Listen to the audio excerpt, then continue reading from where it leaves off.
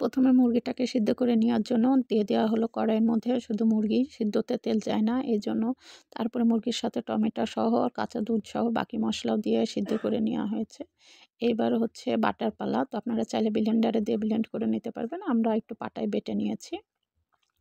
তো প্রথমে সিদ্ধ টমেটোটা চোচা তুলে ফেলে বেটে নেওয়া হচ্ছে, আর বাকি মশলাগুলো এখানে রাখা আছে, বাকি মশলাগুলো বেটে নেওয়া হবে।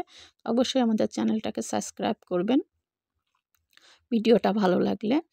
আর হচ্ছে এই যে বাটা কমপ্লিট হয়ে গেছে। এবার মুরগিটা সিদ্ধ মুরগি আর মশলা সহ রান্নার সময় তো তেল দিয়ে দেওয়া হয়েছে পরিমাণ মতো, যে যেরকম তেল খায় সেরকম দিবেন। তো সেই গরম তেলের মধ্যে তেজপাতা, লবঙ্গ, দারচিনি ও আরও এলাচ দিয়ে প্রথমে একটু ভাজা ভাজা করে নেওয়া হচ্ছে, তারপরে দিয়ে দেওয়া হবে বাকি মশলা যেগুলো বেটে রাখা হয়েছে। তো এবার হচ্ছে আমাদের এইগুলা, এই যে এলাচ দিয়ে দিল। তো বাকি এবার হচ্ছে মশলা দেওয়ার পালা। তো সেই সিদ্ধ মশলার মধ্যে ছিল এক্সট্রা কাঁচা জিরা বাটা, আরও এক্সট্রা রসুন করে দেওয়া হয়েছে স্বাদ বাড়ানোর জন্য। তো গুঁড়া হলুদ ওই মশলার মধ্যে, তারপরে গুঁড়া ঝাল আর হচ্ছে পরিমাণ মতো লবণ দিয়ে দেওয়া হচ্ছে। যেহেতু মুরগির মাংস, আপনারা স্বাদ বাড়ানোর জন্য কাঁচা ঝালও ব্যবহার করতে পারেন, যেটা আমরা করি নাই।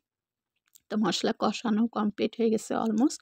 এবার ওই কষানো মশলার মধ্যে দিয়ে দেওয়া হবে মুরগিটাকে ভালো করে একটু কষানো মশলার মধ্যে ভাজা ভাজা করে নিয়ে পরিমাণ মতো একটু আবার কষানোর জন্য পানি দিয়ে দিতে হবে। এই যে দিয়ে দিয়েছে পরিমাণ মতো পানি। এবার এই পানিটা শুকিয়ে আসলে তারপরে দিয়ে দেওয়া হবে ফুল, যেন মুরগিটা সিদ্ধ হয়ে যায়, এই জন্য পানি, এক্সট্রা পানি। তো এই সিদ্ধ করার জন্য যেটুকুনো পরিমাণ প্রয়োজন সেটুকুনো পানি দিয়ে দিতে হবে। এই যে আমাদের মুরগি ভাজা কমপ্লিট। তো অবশ্যই আমাদের চ্যানেলটাকে সাবস্ক্রাইব করবেন, ভিডিওটা ভালো লাগলে কমেন্ট করে জানাবেন, আর লাইক করবেন, শেয়ার করতে ভুলবেন না। আল্লাহ হাফেজ।